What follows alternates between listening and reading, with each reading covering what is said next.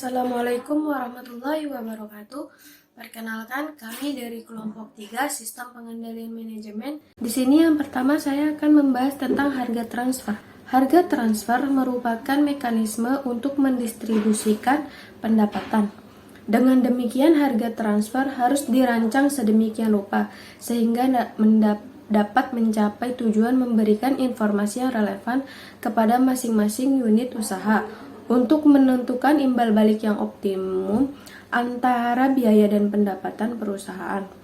Harga transfer pada nilai yang diberikan atas suatu transfer barang atau jasa dalam suatu transaksi di mana setidaknya salah satu dari kedua pihak yang terlibat adalah pusat laba. Harga semacam itu biasanya melibatkan suatu elemen laba karena suatu perusahaan yang independen tidak akan mentransfer barang dan jasa ke perusahaan independen lain sebesar biaya produksi atau lebih rendah dari itu.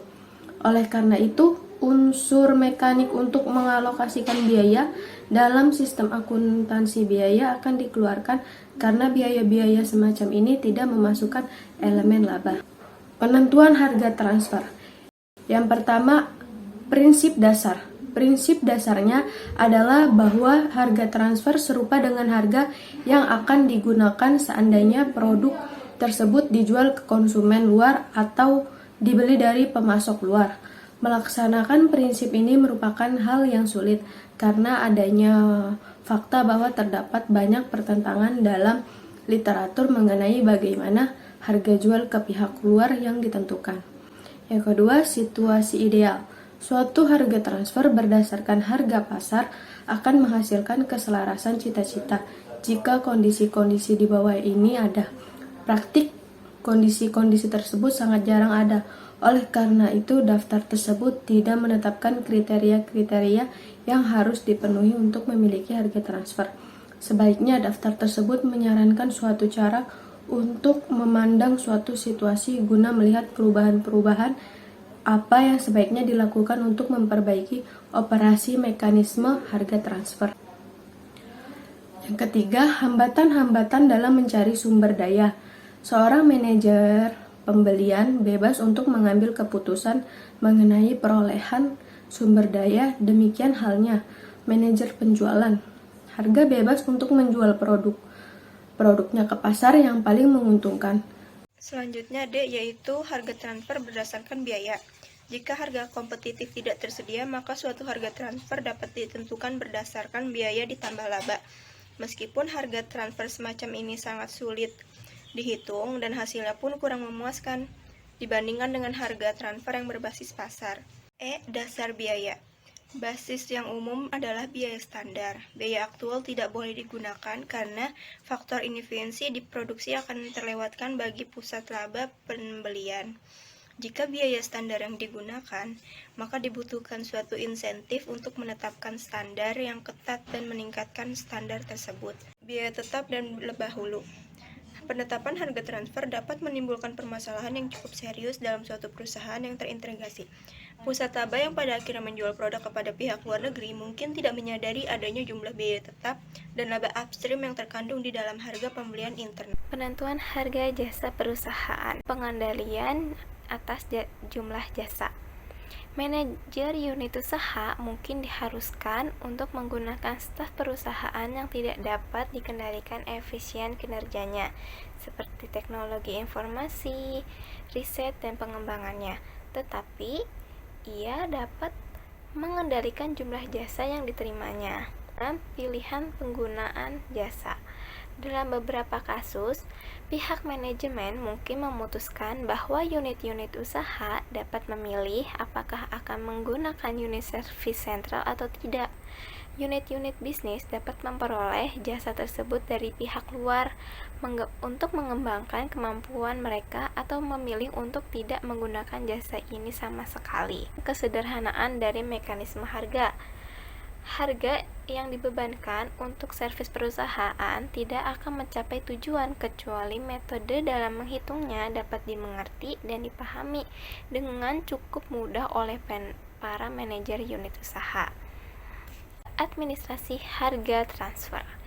Pembahasan ini mencakup bagaimana pelaksanaan dari kebijakan yang sudah dipilih tadi, khususnya tingkat negosiasi yang diizinkan untuk menentukan harga transfer, metode penyelesaian konflik dalam menentukan harga transfer, dan klarifikasi produk yang sesuai dengan metode yang paling tepat. Nah, di sini ada metode penyelesaian konflik, yaitu dengan negosiasi, arbitrase, dan penyelesaian konflik, kemudian ada klarifikasi produk. Nah, itu metode-metode penyelesaian konflik. Mengukur dan pengendalian aset yang dikelola. Dalam analisis mengenai perlakuan alternatif atas aktiva dan perbandingan ROI dengan EVA, dua cara dalam mengaitkan laba dengan aktiva yang digunakan. Yang paling menarik adalah seberapa baiknya alternatif-alternatif tersebut melayani kedua tujuan di atas untuk menyediakan informasi guna mengambilan keputusan yang baik dan pengukuran kinerja ekonomi suatu unit usaha. Tujuan pengukuran penggunaan aset merupakan analogi dari tujuan pusat laba, yaitu untuk memberikan informasi yang berguna dalam membuat keputusan yang bagus mengenai aset yang digunakan dan untuk memacu para manajer. Kedua, untuk mengukur kinerja unit usaha sebagai suatu entitas ekonomi. Para manajer unit usaha mempunyai dua sasaran kinerja, yaitu mereka harus menghasilkan laba yang mencukupi dari sumber daya yang digunakan.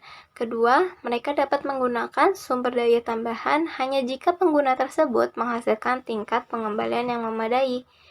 Tujuan dari menghubungkan laba dengan investasi adalah untuk memotivasi para manajer unit usaha guna mencapai sasaran-sasaran tersebut. Kemudian, dalam memutuskan dasar investasi apa yang akan digunakan untuk mengevaluasi pusat investasi, kantor pusat menanyakan dua hal. Pertama, praktik-praktik apa saja yang akan membuat para manajer unit usaha menggunakan aktiva mereka dengan efisien dan mungkin mendapatkan jumlah dan jenis yang tepat dari aktiva tersebut.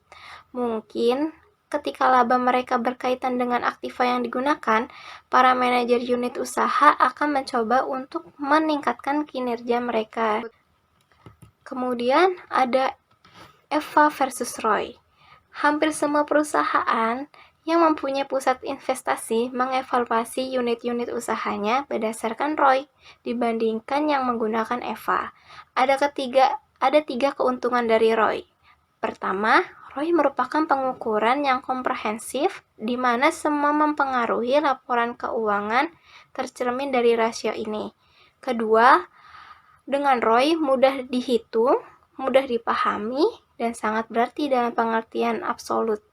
Ketiga, ROI merupakan denominator yang dapat diterapkan ke setiap unit organisasi yang bertanggung jawab terhadap profitabilitas tanpa memperdulikan ukuran dan jenis usahanya.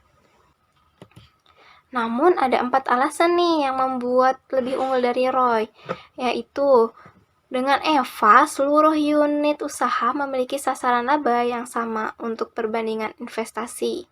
Kedua, keputusan-keputusan yang meningkatkan ROI suatu pusat investasi dapat menurunkan laba keseluruhan. Ketiga, tingkat suku bunga yang berbeda dapat digunakan untuk jenis aktiva yang berbeda pula. Keempat, EVA berlawanan dengan ROI, memiliki korelasi positif yang lebih kuat terhadap perubahan-perubahan dalam nilai pasar perusahaan. Sekian dari kelompok kami. Kurang lebihnya mohon maaf. Wassalamualaikum warahmatullahi wabarakatuh.